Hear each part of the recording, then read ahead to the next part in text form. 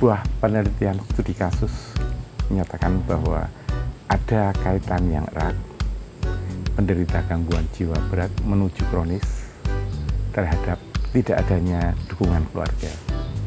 Maksudnya tanpa adanya dukungan keluarga dalam pemulihan jiwa, penderita gangguan jiwa kronis penderita gangguan jiwa akan semakin menjadi kronis.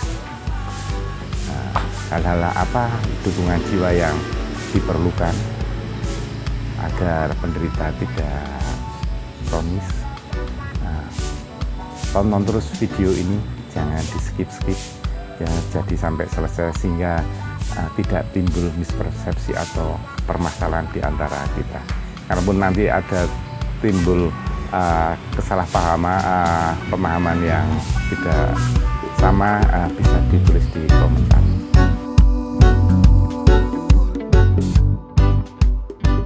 Terima kasih sudah bergabung dengan kami, Tirto Jiwo Channel. Saya Derajat Setiono, Magister Kesehatan, salah seorang pengelola di Tirto Jiwo ini. Di Tirto Jiwo ini perlu kami sampaikan ada 3 pendekatan dalam pemulihan jiwa.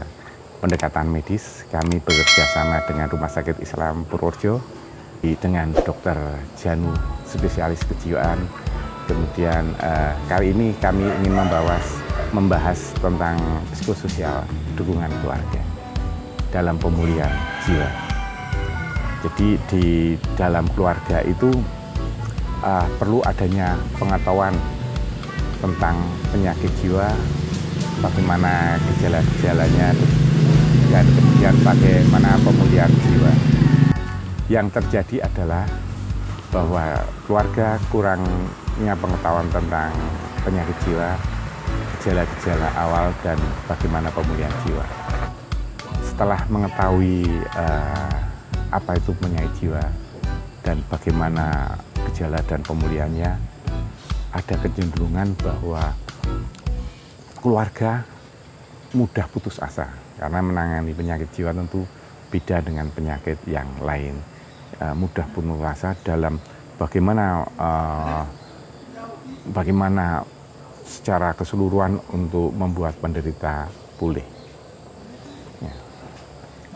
Ada beberapa hal yang ada 4 komponen ya untuk menangani hal tersebut. Yang pertama adalah keluarga harus well educated.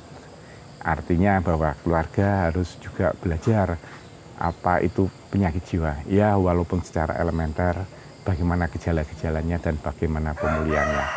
Saat ini di internet banyak sekali tentang pemulihan jiwa. Namun demikian, sebagian besar berbahasa Inggris. Sebagai ilustrasi aja dalam well educated ini, keluarga dalam membawa pasien atau penderita, anggota keluarganya berobat ke psikiater, keluarga juga harus menanyakan ke psikiater mengenai diagnosa terhadap penderitanya dan arti diagnosa tersebut, karena biasanya berbahasa medis ya. Kemudian langkah-langkah apa yang akan dilakukan pihak rumah sakit dan dokter psikiater tersebut dalam menangani penderita. Kemudian gejala-gejala apa nantinya yang harus diketahui agar tidak kambuh kembali, dan kemudian dukungan apa dan bagaimana dukungan apa dan bagaimana dukungan mengenai pelayanannya, mengenai keuangan agar bisa dalam penanganan pemulihan jiwa tersebut, dan juga bagaimana mengatasi bagaimana dalam langkah-langkah apa yang diperlukan dalam pemulihan jiwa. Itu yang pertama. Yang kedua, kemampuan mengatasi stres atau tekanan hidup dan kemampuan berkomunikasi.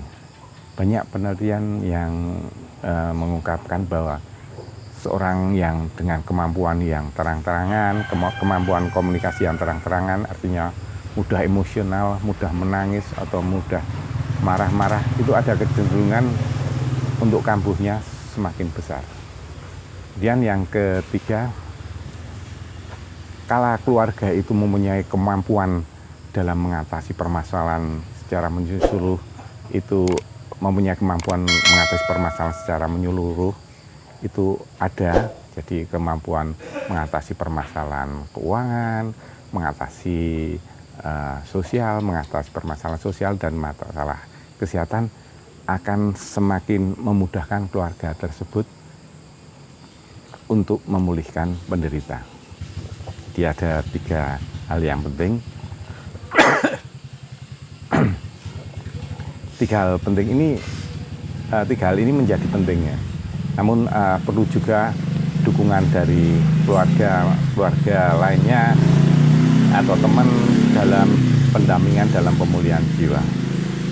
Di tempat kita di Indonesia itu sangat jarang ada individu atau organisasi yang mau melakukan pendampingan penderita jiwa. Biasanya penderita jiwa sepulang dari rumah sakit masih labil, jadi perlu pendampingan. Dalam keluarga tersebut siapa yang akan memantau minum obatnya, kemudian kapan harus berobat lagi, bisa 2 minggu atau 1 bulan, dan siapa yang akan mengingatkan, siapa yang akan mengantarkan.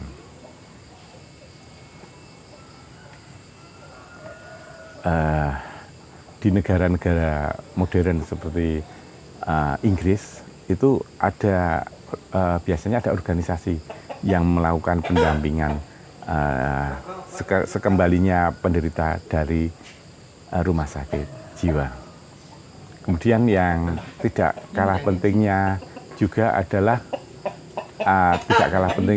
doa. Jadi doa harus dilakukan secara terus-menerus oleh keluarga, ayah, orang tua, kakak adiknya, agar penderita bisa cepat pulih. Kasusnya sebuah kasus konkret begini, jadi sebuah kasus ini konkret ya, real. Sebutlah namanya penderita tersebut si Fulan. Fulan divonis oleh psikiater top, waktu itu psikiater top, seorang profesor, bahwa riwayat perjalanan penyakitnya antara sembuh sakit, siklusnya semakin lama semakin mendekat, ya, semakin antara sembuh kemudian kambuh, sembuh kambuh, itu semakin mendekat, dan pada titik tertentu penderita akan tidak mengetahui siapa dirinya, katakanlah hilang sama sekali katanya. Keluarga tersebut tentu tidak hanya berupaya secara medis tapi juga dengan berdoa. Kebetulan keluarga tersebut pemeluk agama Islam, jadi melakukan sholat tahajud, dan ada salah satu anggota keluarga yang pergi haji, di Baitullah didoakan. Akhir kata ada jalan dari Allah, dari Tuhan. Nah, penderita itu dibawa ke psikiater lain. Jadi keluarga melakukan second opinion.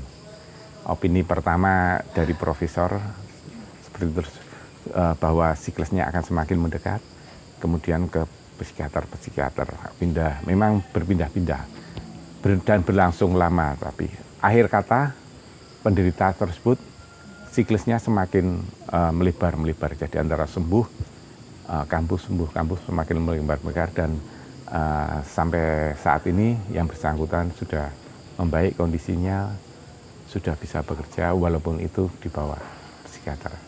Jadi ada 4 komponen ya teman-teman. Yang pertama harus keluarga well educated, ada kemampuan. Yang kedua kemampuan mengatasi stres, tekanan jiwa, dan kemampuan berkomunikasi. Dan keluarga yang mempunyai kemampuan mengatasi permasalahan secara menyeluruh akan semakin memudahkan dalam pemulihan jiwa. Dan yang terakhir doa. Ada satu falsafah yang menarik dari seorang profesor psikiater. Beliau mengatakan, tidak semua manggar akan menjadi kelapa. Teman-teman tahu ya manggar, khususnya teman-teman yang di Jawa ini pasti tahu manggar. Jadi sebelum proses terbentuknya kelapa. Tidak semua manggar akan menjadi kelapa, tapi dari manggar itu sendiri berguna.